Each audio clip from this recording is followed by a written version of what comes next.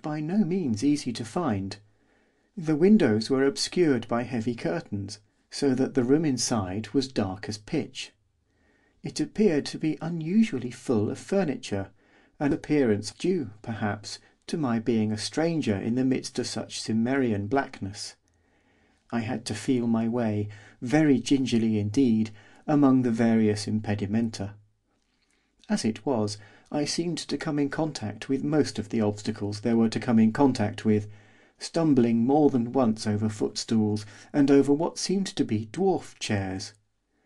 It was a miracle that my movements still continued to be unheard, but I believe that the explanation was that the house was well built, that the servants were the only persons in it at the time, that their bedrooms were on the top floor, that they were fast asleep, and that they were little likely to be disturbed by anything that might occur in the room which I had entered. Reaching the door at last, I opened it, listening for any promise of being interrupted, and, to adapt a hackneyed phrase, directed by the power which shaped my end, I went across the hall and up the stairs. I passed up the first landing, and, on the second, moved to a door upon the right. I turned the handle. It yielded, the door opened. I entered, closing it behind me. I went to the wall just inside the door, found a handle, jerked it, and switched on the electric light, doing, I make no doubt, all these things from a spectator's point of view so naturally that a judge and jury would have been with difficulty persuaded that they were not the product of my own volition. In the brilliant glow of the electric light I took a leisurely survey of the contents of the room. It was, as the man in the bed had said it would be, a study, a fine, spacious apartment, evidently intended rather for work than for show. There were 3 separate writing tables, one very large, and 2 smaller ones, all covered with an orderly array of manuscripts and papers. A typewriter stood at the side of one. On the floor, under and about them, were piles of books, portfolios, and official-looking documents. Every available foot of wall space on 3 sides of the room was lined with shelves, full as they could hold with books. On the 4th side, facing the door, was a large lock-up oak bookcase, and, in the further corner, a quaint old bureau. So soon as I saw this bureau I went for it, straight as an arrow from a bow. Indeed, it would be no abuse of metaphor to say that I was propelled towards it like an arrow from a bow. It had drawers below, glass doors above, and between the drawers and the doors was a flap to let down. It was to this flap my attention was directed. I put out my hand to open it. It was locked at the top. I pulled at it with both hands. It refused to budge. So this was the lock I was, if necessary, to practise the arts of a thief to open. I was no picklock.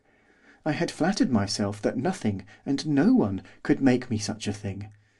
Yet now that I found myself confronted by that unyielding flap, I found that pressure, irresistible pressure, was being put upon me to gain, by any and every means, access to its interior. I had no option but to yield. I looked about me in search of some convenient tool with which to ply the felon's trade. I found it close beside me. Leaning against the wall, within a yard of where I stood, were examples of various kinds of weapons, among them spearheads. Taking one of these spearheads, with much difficulty I forced the point between the flap and the bureau. Using the leverage thus obtained, I attempted to prise it open. The flap held fast. The spearhead snapped in 2. I tried another, with the same result. A third, to fail again. There were no more. The most convenient thing remaining was a queer, heavy-headed, sharp-edged hatchet.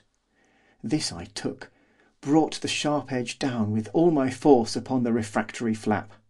The hatchet went through. Before I had done with it, it was open with a vengeance.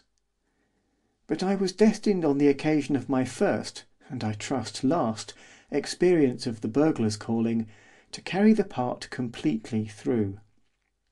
I had gained access to the flap itself, only to find that at the back were several small drawers, on one of which my observation was brought to bear in a fashion which it was quite impossible to disregard. As a matter of course, it was locked, and once more I had to search for something which would serve as a rough and ready substitute for the missing key.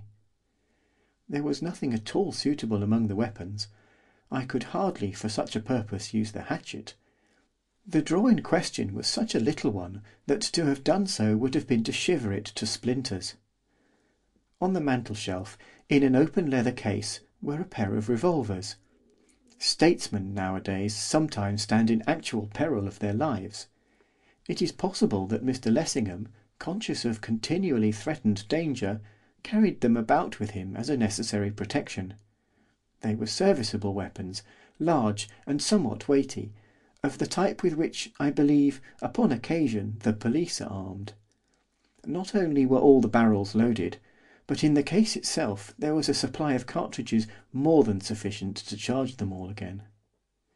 I was handling the weapons, wondering, if in my condition the word was applicable, what use I would make of them to enable me to gain admission to that drawer, when there came, on a sudden, from the street without, the sound of approaching wheels. There was a whirring within my brain, as if someone was endeavouring to explain to me to what service to apply the revolvers, and I, perforce, strained every nerve to grasp the meaning of my invisible mentor. While I did so, the wheels drew rapidly nearer, and, just as I was expecting them to go whirling by, stopped in front of the house. My heart leapt in my bosom. In a convulsion of frantic terror, again, during the passage of one frenzied moment, I all but burst the bonds that held me, and fled, haphazard, from the imminent peril. But the bonds were stronger than I. It was as if I had been rooted to the ground. A key was inserted in the keyhole of the front door. The lock was turned, the door thrown open, firm footsteps entered the house. If I could, I would not have stood upon the order of my going, but gone at once, anywhere, anyhow. But at that moment my comings and goings were not matters in which I was consulted. Panic fear raging within, outwardly I was as calm as possible, and stood, turning the revolvers over and over, asking myself what it could be that I was intended to do with them. All at once it came to me in an illuminating flash. I was to fire at the lock of the drawer, and blow it open. A madder scheme it would have been impossible to hit upon.